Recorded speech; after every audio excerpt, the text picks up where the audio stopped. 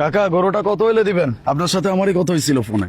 বাবাজি, আমার পালা গরু, এই গরুটা আমি বেচতাম না, ঠিকই বেচতেছি। তো আপনি 1,10,000 দিয়েন। 1,10,000? আচ্ছা, কোনো সমস্যা নাই।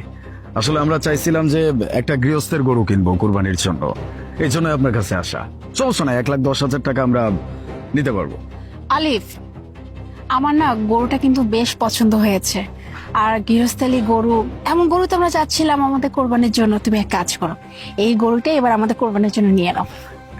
কাকা তাহলে আর দেরি না করি, আপনি এক কাজ করেন, গরুটা দড়ি টড়ি খুলে আমাকে দিয়ে দেন, আমি টাকা দিয়ে দিচ্ছি। বাবাজি, এই গরুটা তো আমি পালি নাই, আমার নাতনি পালছে। খুব বিপদে পড়ে আমি এই গরুটা বিক্রি করতেছি। আমি তো পঙ্গু মানুষ, কোনো কাম কাজ করতে পারি না। আমার এই দুনিয়াতে কেউ নাই, ওই নাতিনটা আছে আর আমার বউ। আমার বউ তো ঘরে পড়া, বড় একটা রোগ হইছে, এটা অপারেশন করতে হইব, অনেক টাকা লাগবো। আমার কাছে তো জমা কোনো টাকা নাই বাবা, তাই আমি নিরুপায় হইয়া আমি এই পালা গরুটা আপনার কাছে আমি বিক্রি করতেছি। আর বাবাজি জানেন, আমার এই গরুটার নাম রাখছেন নাতনি জোনাকি। ও এখন স্কুলে গেছে, এই ফাঁকেই আমি আপনার কাছে এই গরুটা আমি বিক্রি করে ফেলাইতেছি। ও থাকলে আমি এই গরু আপনার কাছে আমি বিক্রি করতে পারতাম না, ও বিক্রি করতে দিত না বাবা। আমি খুব ঠিকই এই গরুটা বিক্রি করতেছি। আপনি যে এই টাকাটা দিবেন, ওই টাকাটা দিয়েই আমার বউরে আমি চিকিৎসা করাবো।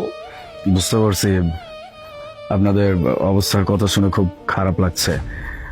তাহলে আর দেরি না করি, কেমন? আপনার নাতনি চলে আসার আগে আপনি গরুটা আমাদেরকে দিয়ে দেন। জি আচ্ছা, আপনারা একটু খারান, অহনি আমি দড়িটা খুলে আপনার হাতে দিয়ে দিতেছি। কি ব্যাপার, তুমি আমার জোনাকির দিকে এগাইতেছো কেন? তুমি আমার জোনাকিরে কই নিয়ে যাবা? দাদু, দাদুরে তুই তো জানোস তোর বুবু অসুস্থ, ঘরে পড়ে রয়েছে, অপারেশন করাইতে হইব। আমার কাছে তো কোনো টাকা নাই, কি করবো? আমি নিরুপায় হয়ে গেছি। এখন যদি অপারেশন না করাই তোর বুবু মরে যাইব। তাই তোর এই শখের পালা গরুটা আমি বেচা দিছি রে বুবু। না না, আমার জোনাকিরে তুমি বেচতে পারবে না, যত যাই করো না কেন। আমি আমার জোনাকিরে বেচতে দেবো না দাদু ভাই। তোর জোনা কিরে তো আমি বেচতে চাই না রে দাদু ভাই, কিন্তু আমি তো নিরুপায়, জানোস আমি পঙ্গু মানুষ, কোনো কাম কাজ করতে পারি না। কিন্তু তোর বুবুরে তো আমি বাঁচাইতে পারো না। তুই কি চাস তোর বুবু মইরা যাক? তুই যদি চাস তোর বুবু মইরা যাক, তাহলে আর আমি তোর জোনা কিরে বেচুম না।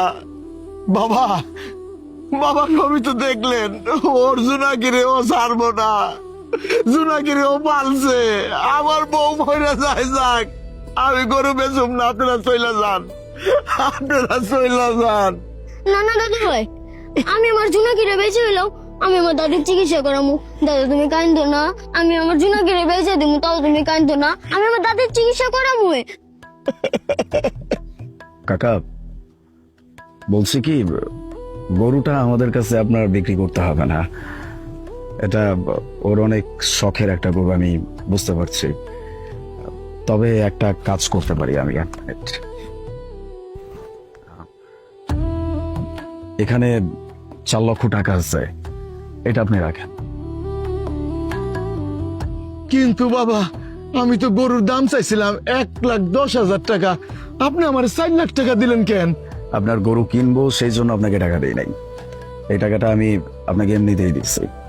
তাকে আমি খুব ভালো করে বুঝতে পারছি যে এই গরুটাকে যদি আমরা এখান থেকে কিনে নিয়ে যাই, তাহলে বাচ্চাটা অনেক কষ্ট পাবে। আবার এটাও বুঝতে পারছি যে আমি যদি গরুটা না কিনি, তাহলে আপনি আপনার ওয়াইফকে চিকিৎসা করাইতে পারবেন না। সবকিছু মিলিয়ে আমার কাছে মনে হলো যে আমরা যেহেতু কোরবানির জন্য গরু কিনতে চাচ্ছিলাম, সেহেতু কোরবানির টাকাটা আমরা আপনাদেরকে দিয়ে দিই। কারণ একটা বাচ্চা এই একটা পশুকে অনেক যত্ন করে যদি লালন পালন না করতো, তাহলে তার জন্য এতটা ইমোশনাল হতো না। ইভেন দেখেন, আপনি যখন বলছেন যে ওর দাদিকে আপনি বাঁচাইতে পারবেন না, তখন কিন্তু এই বাচ্চাটাই নিজের মনের বিরুদ্ধে গিয়ে আপনাকে বলছে যে সে তার গরুটাকে বিক্রি করে দিবে। আমি মনে করি যে কুরবানি শুধুমাত্র একটা পশুকে জবাই করলেই হয়ে যায় না। এই যে আমি আপনাদেরকে আমার কুরবানির টাকাটা দিয়ে দিচ্ছি, সাথে ওর গরুর কথাও আমি চিন্তা করছি, আপনার পরিবারের কথা চিন্তা করছি। আমার কাছে মনে হয় আমার কুরবানিটা হয়ে গেছে। আর যদি না হয়, সেটা আল্লাহ পাকের উপরে আমি ছেড়ে দিলাম। তবে আমার বিবেক আমাকে যেটা বলছে আমি সেটাই করছি। আমার মনে হয়েছে যে এই টাকাটা আপনাদের দরকার, দ্যাটস ওয়াই আমি দিয়ে দিচ্ছি। বাবাজি, আপনি মানুষ না, আপনি ফেরেশতা হয়ে আইছেন। আর ওই যে কি কইলেন, কুরবানির জন্য গরু নিতে চাইছিলেন, আপনি ঠিকই কইছেন, আপনার কুরবানি হয়ে গেছে। আল্লাহ আপনার কুরবানি আল্লাহ কবুল করে নিছে। আপনি আমার যেই উপকার করছেন, আপনার দ্বারা এখন আমার বউটা আল্লাহ চাহে তো সুস্থ হইতে পারে। আমি আল্লাহর কাছে দোয়া করি এমনি করে যেন আপনার মতো সবার মন হয়, তাহলে আর দুনিয়ায় কোনো কেউ দুঃখ থাকবো না, দুঃখ থাকবো না। ঠিক আছে মামনি, তোমার জোনাকিকে আমরা নিয়ে যাচ্ছি না, খেয়াল রেখো কেমন? আর হ্যাঁ, পড়াশোনার দিকেও খেয়াল রাখতে হবে। চল আসি।